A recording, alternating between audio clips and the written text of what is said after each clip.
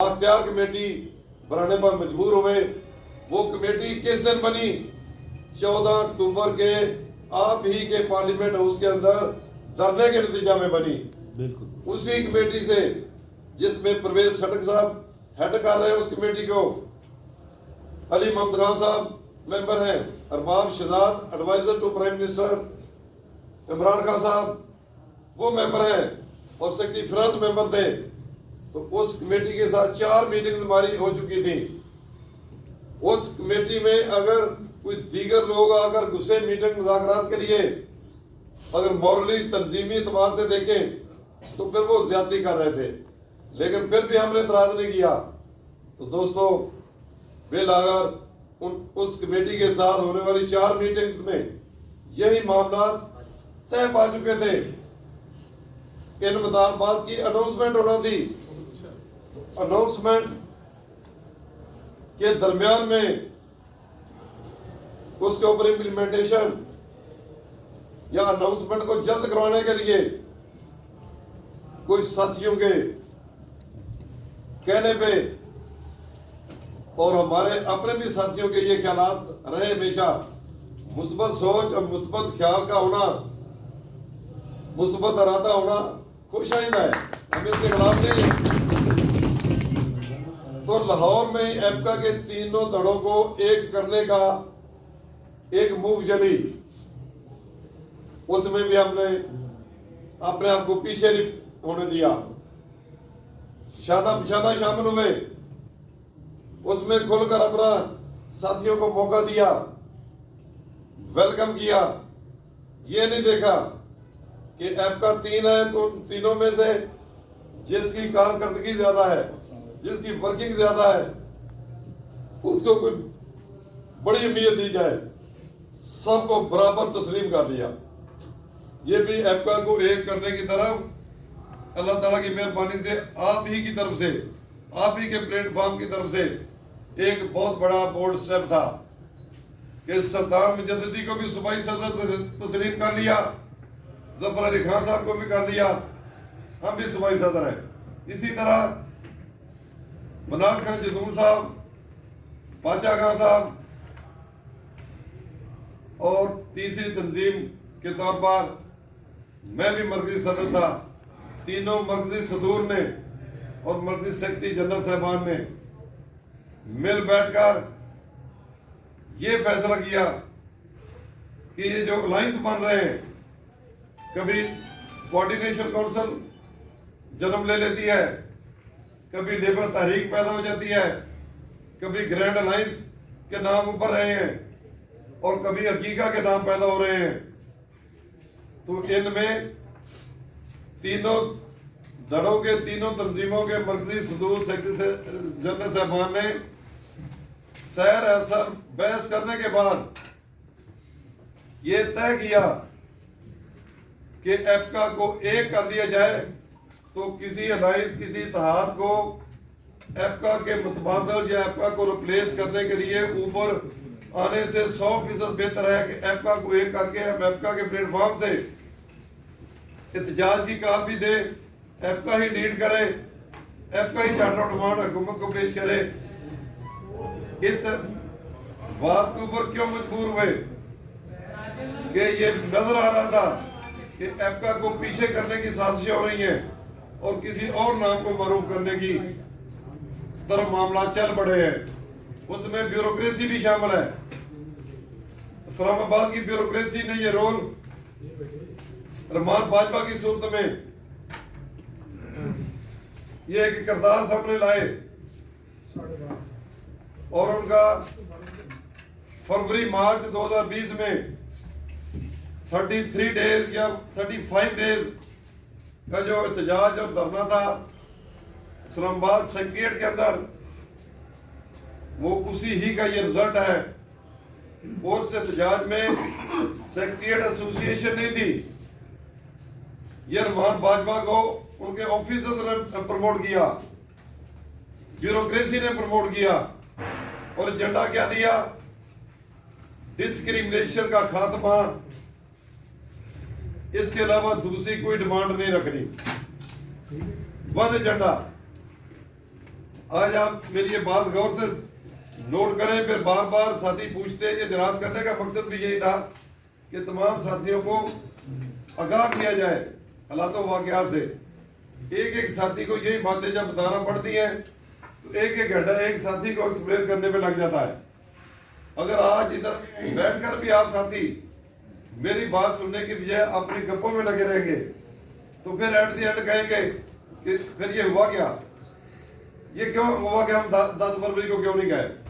ये सारी उसकी बेसिक मैं आप सबके सामने रख रहा हूँ ताकि आप मेरी जगह पे आपने वकालत करनी है। इधर से निकलने के बाद ये सारे भाई जो हैं ये मर्कजी सदर और सूबाई सदर आपका पंजाब साबित हो इंशाअल्लाह। ये हर चीज वाजे करें किसी भी पूछने वाले को, वो व्हाट्सएप ग्रुप हो, वो फेसबुक का कोई आईडी हो, जहां भी कोई चीज नजर आए उसके ऊपर आप लिख सके, जवाब दे सके, आपके पास ये मौत होना चाहिए। तो दोस्तों ये फरवरी मार्च 2020 में इस्लामाबाद सेक्रेटरीट की ब्यूरोक्रेसी ने ये मान बाजवा पैदा किया। किस लिए पैदा किया कि जो मराहत पंजाब की ब्यूरोक्रेसी ले चुकी है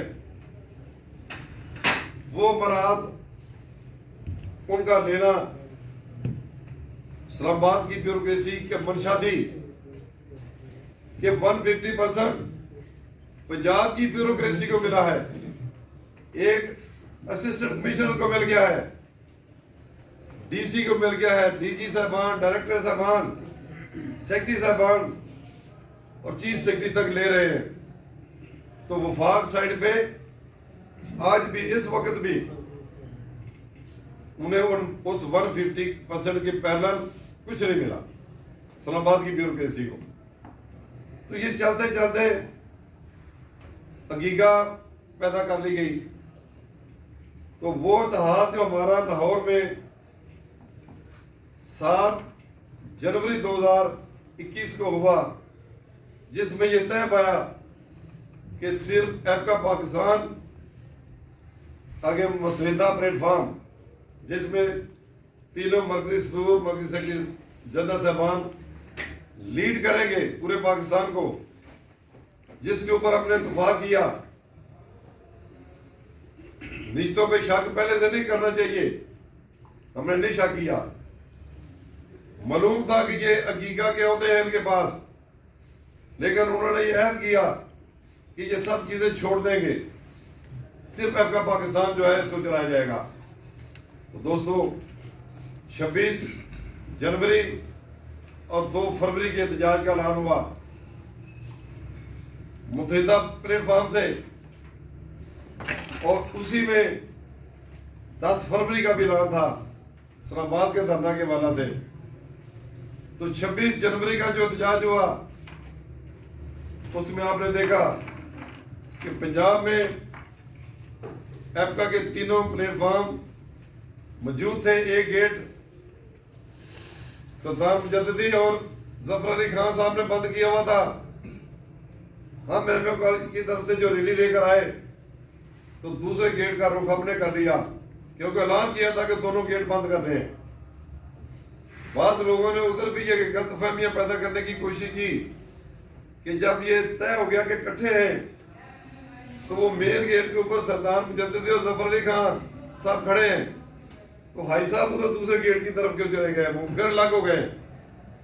वो अलग नहीं हुए थे, हमारे अपने साथियों के जिलों में भी बहुत साथियों की ये बदगुमानी पैदा हुई होगी, लेकिन ऐसा नहीं था। वो जफर अली खान, सरदार मुजद्दिदी और हमारे दरमियान ये तय था कि दोनों गेट बंद करने हैं। तो जब एक गेट बंद है उधर ही हम चले जाते तो दूसरा गेट बंद नहीं होना था। दूसरा गेट हमने एज पर कमिटमेंट बंद करने का जिम्मेदारी निभाई, वरना मीडिया उधर ज्यादा था, फोटो सेशन की ख्वाहिश होती या मेन के ऊपर रहने का शौक होता तो हम भी उधर चले जाते। हमने जिम्मेदारी निभाई कि एपका ने जो ऐलान किया कि दोनों गेट बंद करने हैं, तो हमने वो अपना ऐलान जो है उसको तकबीर देते हुए दूसरा गेट बंद किया, उधर धरना दिया, और धरने के बाद घंटे तो बाद यूनुस भट्टी साहब को और जुल्फार भट्टी साहब को भेजा कि आप जफर अली खान और सुल्तान जद्दी से रब्ता करें कि गेट दोनों बंद हो गए। अब जो जलसा करना है जिसमें स्पीचेस होना है वो उस गेट पे करनी है या दरमियान में किसी जगह पे वो जलसा कंबाइंड करना है जैसे दोनों गेट बंद रहे।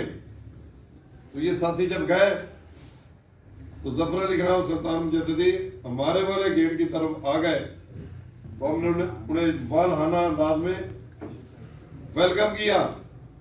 दोनों के जिंदाबाद के नारे मैंने खुद लिखवाए। ये वीडियो आपके पास मौजूद है, पूरे लाहौर के साथी के पास मौजूद है। उसके बाद उसी रैली को लेकर हम मेन गेट की तरफ आ गए। उधर आकर पता चला कि बाकी जफर अली खान सुल्तान जद्दी वगैरह साथियों की स्पीचेस पहले से हो चुकी थी तो मेरा खिताब करवाया गया। उसके बाद मीडिया वालों ने बुलाया कि भाई साहब आप तीनों सुतून नीचे आ जाएं। तीनों को इकट्ठे खड़े करके हम अपना पैगाम लेना चाहते हैं कि आपका एक हो गई, हुकूमत को ये पैगाम देना चाहते हैं। तो वो भी आपकी मौजूदगी में तीनों ने खड़े होकर सेक्रेटरी चौक के ऊपर लाहौर न्यूज और C42 को इंटरव्यू दिए, यकजहती का ऐलान किया। उसके बाद घरों को चले गए। उसके बाद 2 फरवरी का प्रोग्राम था तो 2 फरवरी से पहले सद्दाम जद्दी साहब ने ये इल्जाम पैदा कर दिया कि हमारे अकीका के लोग जो हैं वो नाराज हैं। एक इल्जाम लगाया कि हमारे अकीका के साथियों को मुख्तार गुज्जर वगैरह ने तकरीरें करने का मौका नहीं दिया। वो इल्जाम तो हो गया जफर अली खान ग्रुप के ऊपर। दूसरा इल्जाम ये लगा दिया कि हाजी साहब ने अपने खिताब में अकीका के खिलाफ खिताब किया है, तो इसलिए हमारे साथी नाराज हैं तो हम भी नाराज हैं। सुल्तान जद्दी साहब ने ये पैगाम दिया कि हमारे अकीका के साथी नाराज हैं तो लिहाजा हम भी नाराज हैं। हम 2 को